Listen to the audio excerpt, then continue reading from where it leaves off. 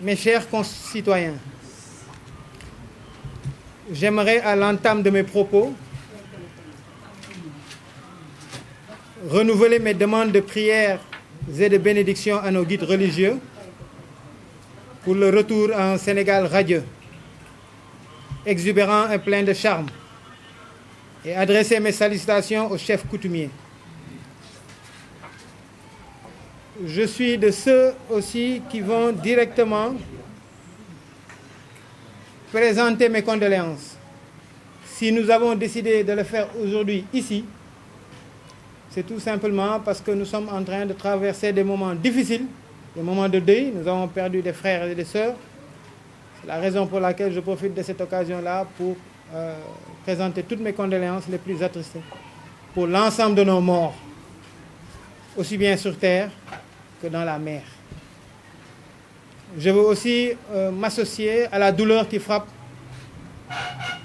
aux familles touchées par l'injustice, que je condamne avec la dernière vigueur.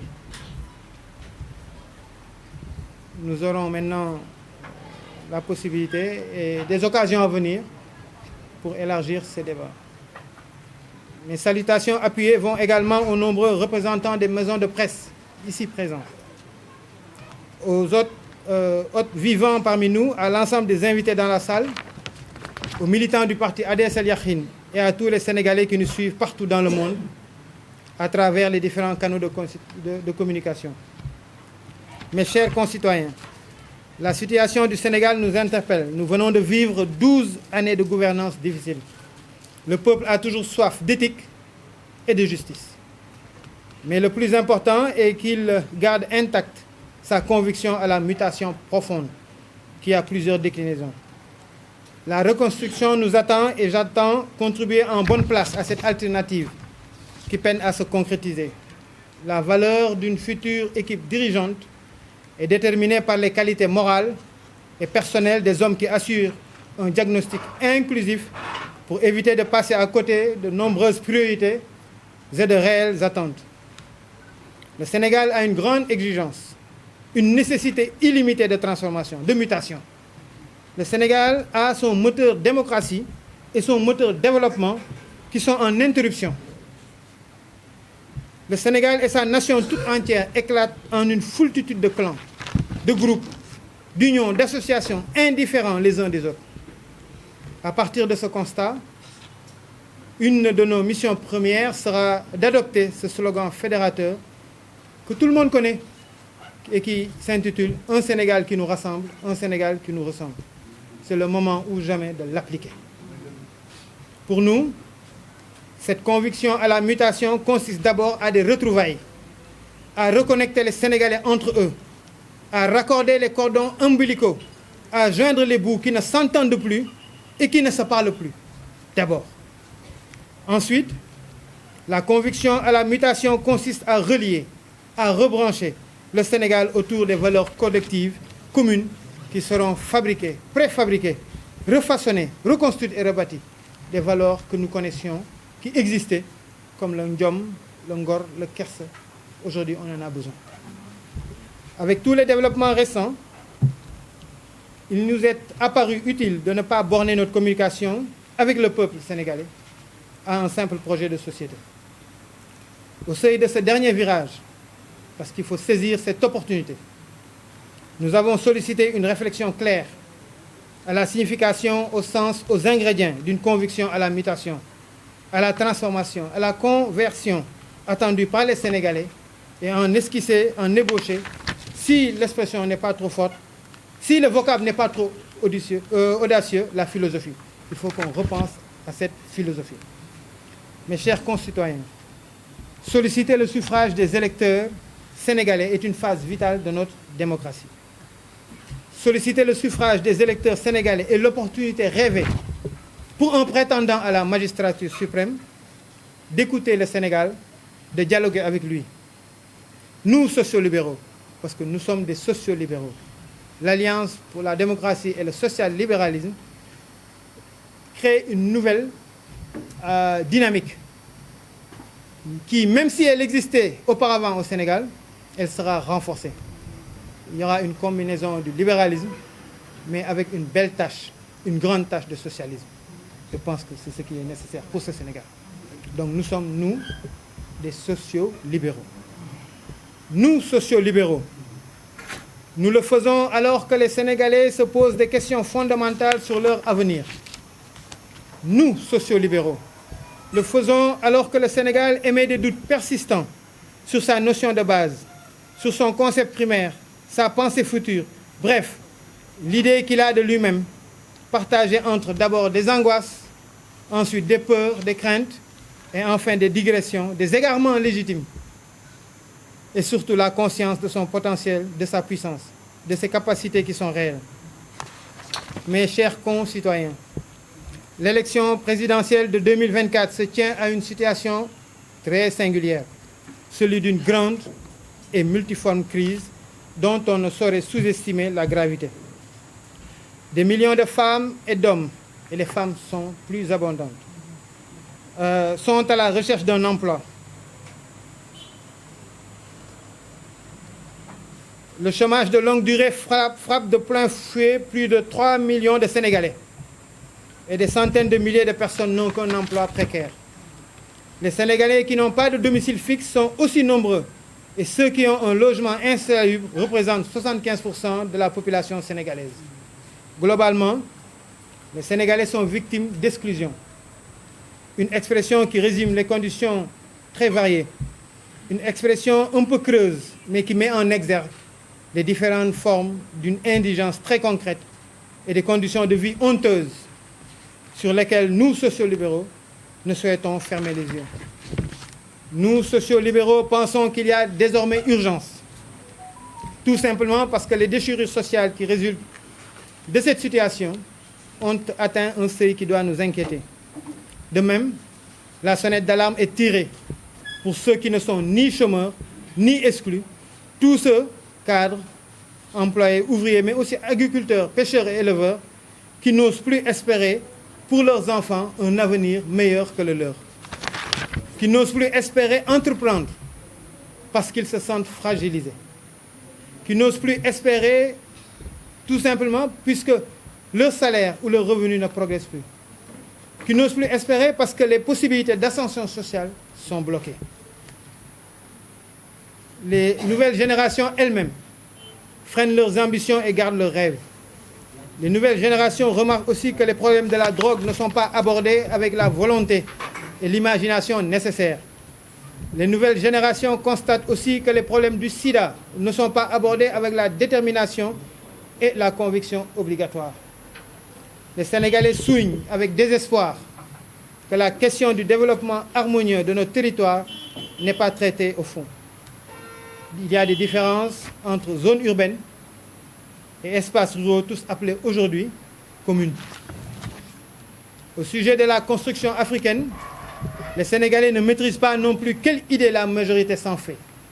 Cet état de fait se résume, au-delà de la construction africaine, par l'ambiguïté des questions de bon voisinage en Afrique et du rôle du Sénégal dans le monde.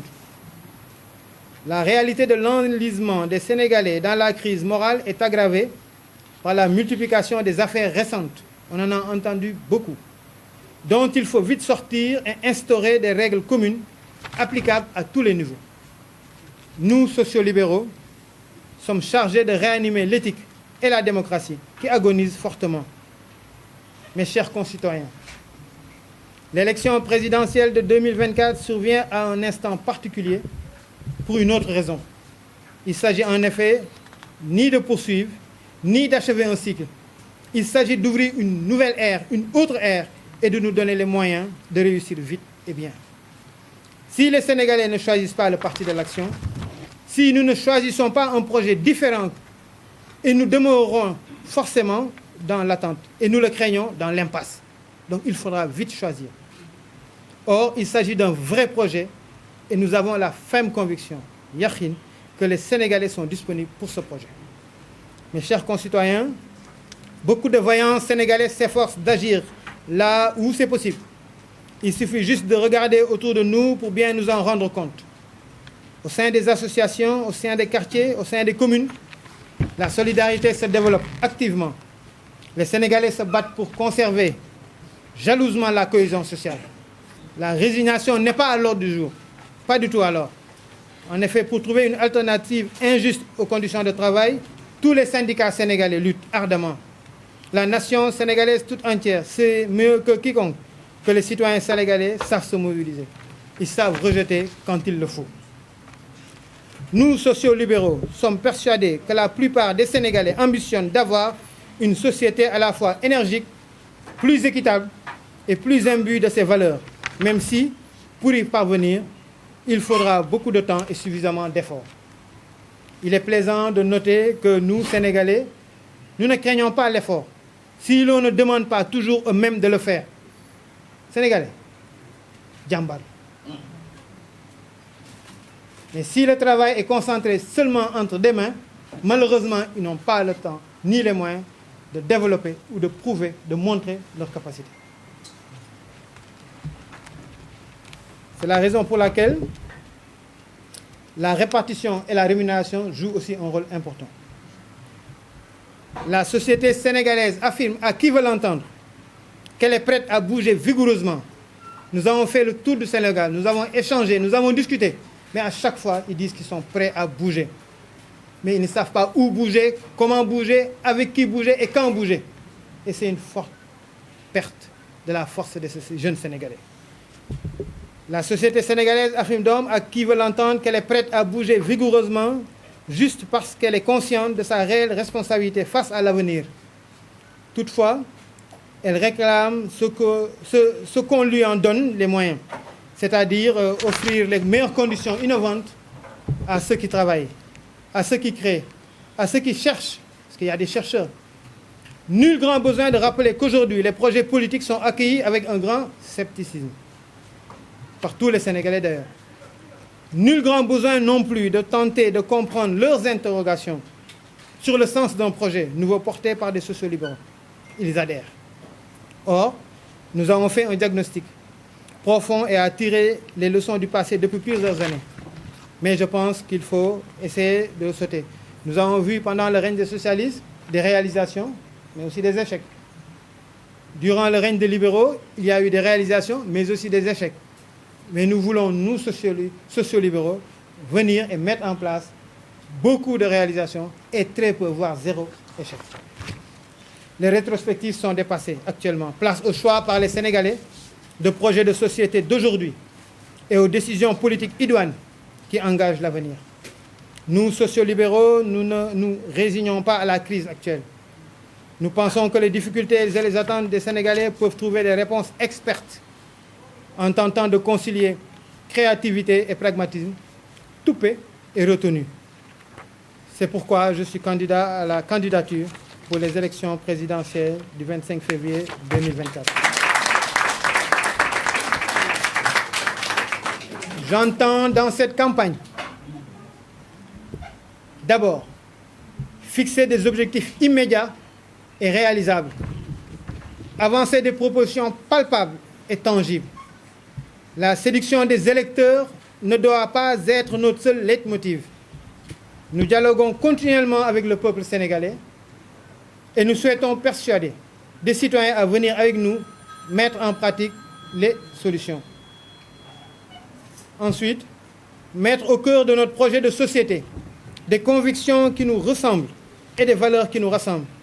Une illustration de la nature de l'homo sénégalensis, diine, yërmande, jom, kersa, sutura, ngor, fulla, fayda, et il y en a tellement d'autres.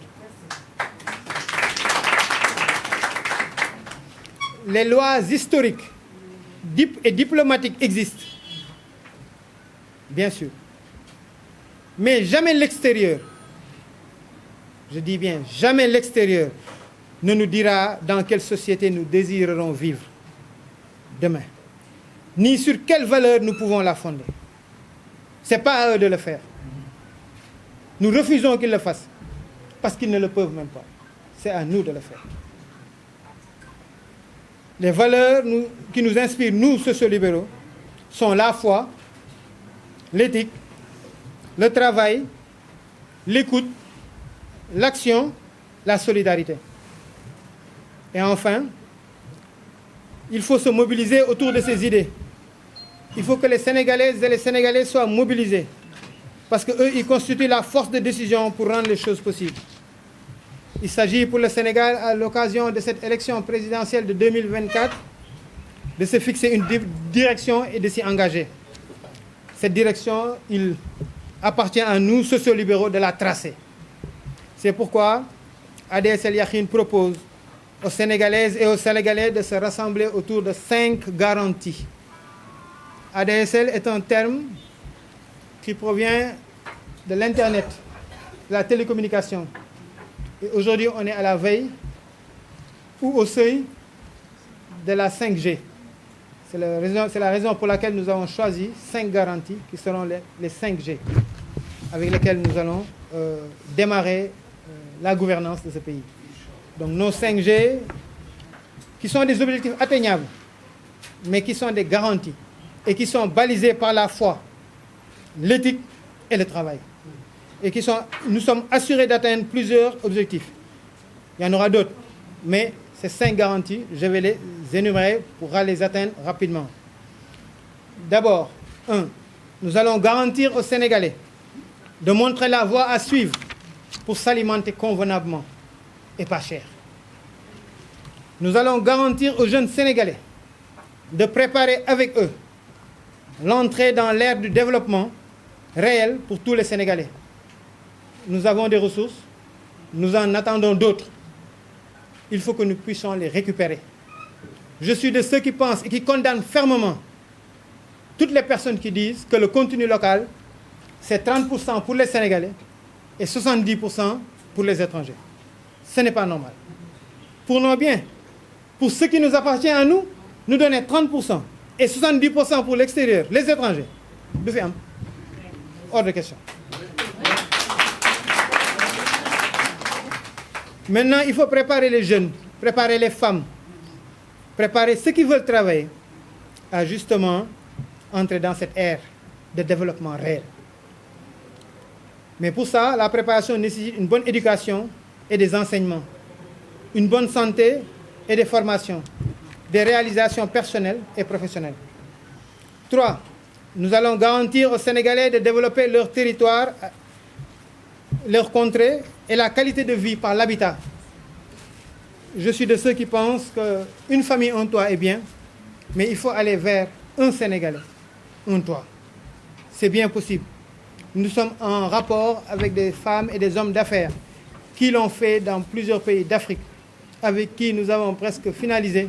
Nous avons beaucoup de terres.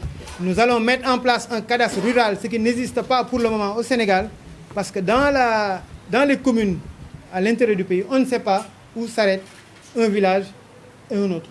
Et ça pose beaucoup de problèmes. Donc nous allons mettre en place un cadastre rural et garantir aux Sénégalais de développer leur territoire et une bonne qualité de vie. Avoir un toit. On le fait aussi à travers l'agroécologie, qui sera une force motrice. Parce que tout ce que Dieu a mis en place, même si c'est une montagne ou une pierre, joue un rôle important. Le sable, les filaos, il faut essayer de ne pas y toucher. Donc l'agroécologie, on peut faire de l'agriculture, mais en gestionnant l'environnement. Pour les générations actuelles et futures. 4.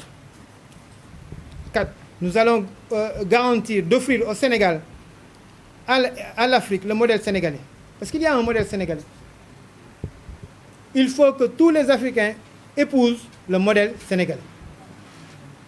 Nous allons le définir, nous allons le montrer, nous allons le parcourir ensemble, qui est un excellent modèle. Ils ont beaucoup copié, il y a beaucoup de valeurs qui ont été copiées. Mais il faut qu'on remette ça en place et il faut l'étendre. C'est un modèle qui se vend bien. Aussi bien en Afrique que dans le monde d'ailleurs. Voilà. 5e, nous allons garantir aux Sénégalais de leur faire vivre une nouvelle, mais surtout une meilleure forme d'exercice du pouvoir, totalement favorable aux citoyens, avant le berceau et jusqu'au tombeau. C'est le rôle de la foi. Il est clair de dire que nous n'habitons pas ici. nous sommes là pour un séjour qu'il faudra réussir pour aller au paradis. Et ça aussi, j'estime que c'est à l'État, c'est au pouvoir de le faciliter. Voici, de façon ramassée, ces quelques mots que j'avais à prononcer avec vous, devant tous les Sénégalais, d'ici et d'ailleurs, pour bien poser ma candidature aux prochaines élections présidentielles. Il y a, Inch'Allah.